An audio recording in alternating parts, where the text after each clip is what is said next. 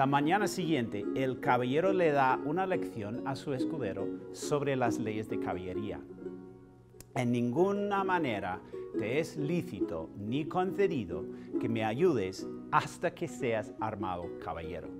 Sancho Panza reacciona de manera cómica. Me soy pacífico y enemigo de meterme en ruidos ni pendencias. Pero el escudero también se manifiesta bastante familiarizado con la llamada ley natural. De hecho, puede que esta sea la primera alusión explícita a la famosa escuela filosófica neo-aristotélica de la Universidad de Salamanca. En lo que tocare a defender mi persona, no tendré mucha cuenta con esas leyes, pues las divinas y humanas permiten que cada uno se defienda de quien quisiere agraviarle. No es casualidad que el encuentro con el vizcaíno tenga lugar en este contexto. Notemos el importe cultural e histórico de la escena. Don Quijote se encuentra delante de una señora vizcaína que iba a Sevilla, donde estaba su marido, que pasaba a las Indias con un honroso cargo. Estamos ante un abanico simbólico que corre desde el lugar más al norte y antiguo de España, que trae la nobleza y la supuesta pureza racial de los vascos, hasta Sevilla, ciudad rica del suroeste de Andalucía y puerto principal de la época. Incluso la base de la expansión colonial a las Américas. Otro detalle interesante es que Don Quijote cree que los frailes son parte de la amenaza que percibe, porque aquellos bultos negros que allí parecen deben de ser y son sin duda algunos encantadores que llevan hurtada a alguna princesa en aquel coche. Surge aquí el tema muy debatido desde la antigüedad de la guerra justa. Gente endiablada y descomunal, dejad luego al punto las altas princesas que en ese coche lleváis forzadas, si no, aparejaos a recibir presta muerte por justo castigo de vuestras malas obras.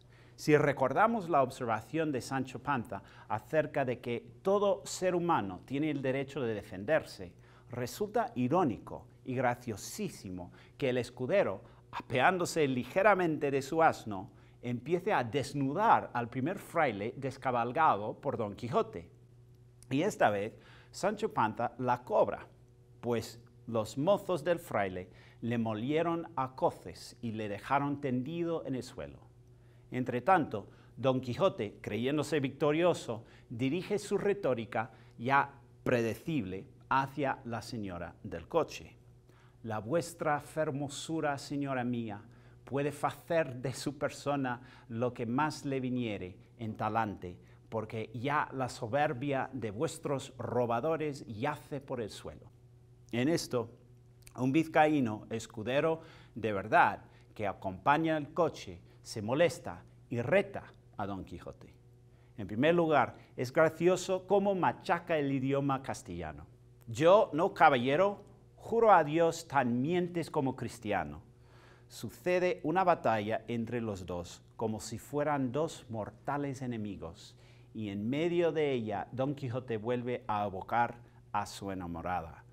Oh señora de mi alma Dulcinea, flor de la fermosura, socorred a este vuestro caballero. Y justo al punto de acabar la batalla, Cervantes nos proporciona la más famosa situación de suspenso en toda la historia de la literatura. Pero está el daño de todo esto que en este punto y término deja pendiente el autor de esta historia, esta batalla. Naturalmente, el capítulo 9 representa una búsqueda desesperada de la continuación de la historia adumbrada al final del capítulo 8. Pero por otra parte, y como ya hemos visto en otros lugares, se busca la identidad manchega en sí. Hay mucho aquí. Cervantes sigue con el toque cómico del estilo indirecto libre, vinculando la mentalidad de su narrador ingenuo con la de Don Quijote en su lucha contra el Vasco. Por lo menos se dividirían y fenderían de arriba a abajo y abrirían como una granada. La suspensión del texto le ha afectado al narrador como si su héroe se hubiera perdido la batalla, y el narrador expresa su dolor al respecto. Causóme esto mucha pesadumbre, y no podía inclinarme a creer que tan gallarda historia hubiese quedado manca y estropeada. Este último detalle parece aludir a Cervantes mismo, que llevaba el apodo de El Manco de Lepanto, por haber perdido el uso de la mano izquierda en la famosa batalla contra el Imperio Turco de 1571. Y finalmente, dada la trayectoria hacia el sur que hemos venido detallando, la alusión a la Granada en la primera frase del capítulo 9 puede referirse a Granada, el último reino moro que había sido reconquistado en 1492 y luego incorporado simbólicamente en forma de la fruta al fondo del escudo de los reyes de España. En cuanto a la novela, como primera parodia del arte de la crítica literaria, es interesante notar que el narrador emprende una investigación filológica, según la cual la historia de Don Quijote tiene que ser moderna, pues entre sus libros se había hallado tan modernos como Desengaño de celos y Ninfas y pastores de Henares. También observemos cómo la historia que busca asume un aspecto medieval cuando la describe como la vida y milagros de Don Quijote. Y al final del preámbulo, al descubrimiento del manuscrito perdido, tenemos una larga disquisición sobre las mujeres, a quienes siempre ha querido amparar Don Quijote, cada una de las cuales, si hubiese sido adecuadamente defendida contra los gigantes y follones y violadores que siempre la amenazaban, podría haber ido tan entera a la sepultura como la madre que la había parido. ¿Cómo puede ser una madre virgen? La obsesión con la virginidad imposible de ciertas mujeres, algo que el primer narrador parece compartir con Don Quijote, es cómica, pero si recordamos el episodio de los mercaderes toledanos, es temática a la vez. Atendamos al descubrimiento del manuscrito perdido. ¿Dónde se encuentra? En el Alcaná, el mercado central de Toledo. Y los papeles eran irónicamente destinados a un sedero, o sea, iban a ser comidos por los gusanos que producían la materia prima de la industria de la seda introducida en el sur de España por los moros, industria a punto de ser destruida gracias a la expulsión de los moriscos entre 1609 y 1614. El texto que el narrador encuentra tiene caracteres arábigos, y trayendo ironía sobre ironía, tiene que buscar a un morisco aljamiado para traducirlos. Al final, estamos ante una descripción de Toledo como ciudad bastante cosmopolita, pues el narrador nos dice que era fácil encontrar traductor, e incluso los había para otra mejor y más antigua lengua, es decir, el hebreo. Hay sombra de algo muy triste en todo esto, y deberíamos tener en mente que el tribunal de la Inquisición de Toledo estaba entre los más feroces de la época. Y hace unos pocos capítulos Cervantes criticaba esa institución. De repente hay una ráfaga de risa por parte del traductor morisco, y leyendo un poco en él, se comenzó a reír. ¿De qué se ríe? De algo escrito en el margen. Esta Dulcinea del Toboso, tantas veces en esta historia referida, dicen que tuvo la mejor mano para salar puercos que otra mujer de toda la Mancha. La famosa obsesión española con el jamón se remonta a la necesidad por parte de los conversos de demostrar su rechazo de las proscripciones contra su consumo en el Islam y el judaísmo. Recordemos nuestras previas reflexiones sobre la risa. ¿Es la risa del traductor morisco sádica o humilde? Como mínimo, parece reírse del intento de manifestar la pureza racial públicamente en un lugar tan histórica y étnicamente pasajero como es La Mancha. Y la risa nos tiene que recordar la de las prostitutas en la puerta del castillo, venta, del capítulo 2. En aquel momento, Don Quijote se enfadó.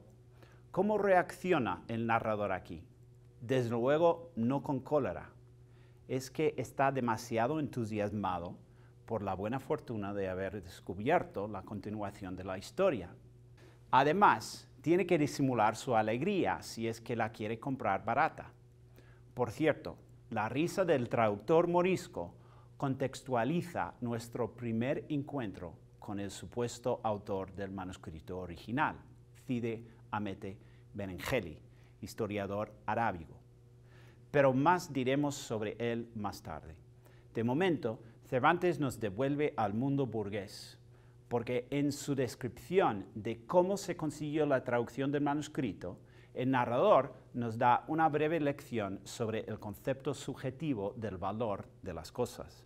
Mucha discreción fue menester para disimular el contento que recibí cuando llegó a mis oídos el título del libro, y salteándosele al cedero, compré al muchacho todos los papeles y cartapacios por medio real, que si él tuviera discreción y supiera lo que yo los deseaba, bien se pudiera prometer y llevar más de 6 reales de la compra.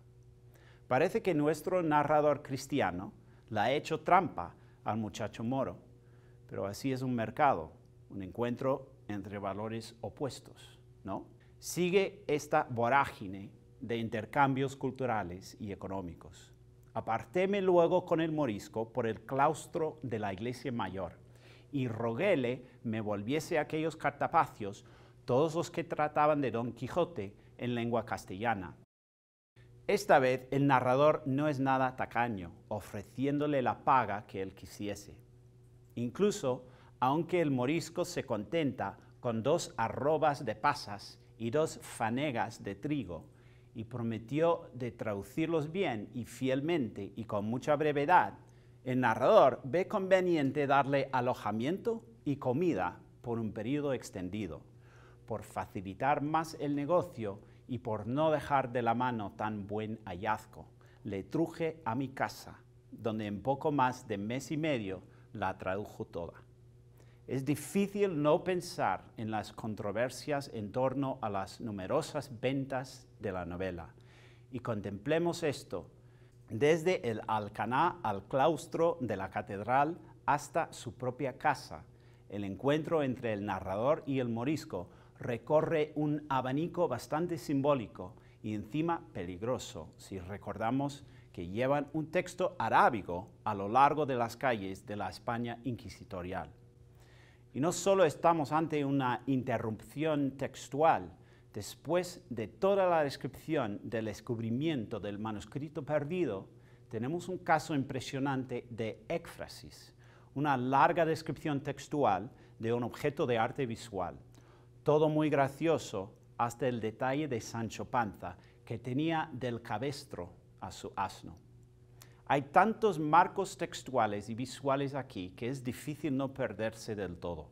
Y luego confrontamos la cuestión de si Cide Hamete es fidedigno o no. El narrador, que acaba de celebrar su exitosa negociación con el traductor morisco, ahora critica a Cide Hamete, llamándole un galgo por no alabar suficientemente a Don Quijote, siendo muy propio de los de aquella nación ser mentirosos. Hay que tener narices, ¿no? Pero madre mía, casi se me olvidó. Menuda suspensión. ¿Qué pasó entre Don Quijote y el vasco? Es fácil concluir que no mucho, pero la verdad es que Don Quijote pierde gran parte de la celada y también la mitad de la oreja izquierda. Otra cosa que tendremos que contemplar más tarde. Responde Don Quijote dándole al vasco un golpe enorme, agarrando la espada con las 2 manos, y el enemigo se la paga más aún. Comenzó a echar sangre por las narices y por la boca y por los oídos. Dado lo que sabemos de la medicina de la época, el pronóstico no puede ser bueno. Este episodio tiene que estar entre los más violentos de la novela. Encima, Don Quijote está a punto de matar a su enemigo. Poniéndole la punta de la espada en los ojos, le dijo que se rindiese, sino que le cortaría la cabeza. Y como el hidalgo vasco no puede responder palabra, él lo pasara mal, según estaba ciego Don Quijote. Solo la intervención de las fermosas señoras del coche logra perdonarle la vida. Algo fundamental en la novela, el antídoto a la cólera masculina será casi siempre la intervención femenina. Para resumir, aquí la novela se caracteriza por roturas narrativas, cada vez más complejas. Luego seguimos la trayectoria geográfica y lingüística hacia el sur con el héroe castellano encontrándose con la antigua nobleza vasca camino a Sevilla, mientras el narrador recorre el Alcaná de Toledo y regatea con un morisco por la traducción del manuscrito perdido. El complejo símbolo de los molinos de viento ha dado lugar a una búsqueda mareante. Quizás la experiencia humana siempre gire en torno a un negocio incomprensible. Ahora bien, puede ser destructivo o productivo, es decir, intercambio pacífico o explotación violenta. Quizás estos extremos sean resultados inevitables de nuestra naturaleza humana. Entonces, nada, ¿somos polvo al viento? ¿O somos más bien harina?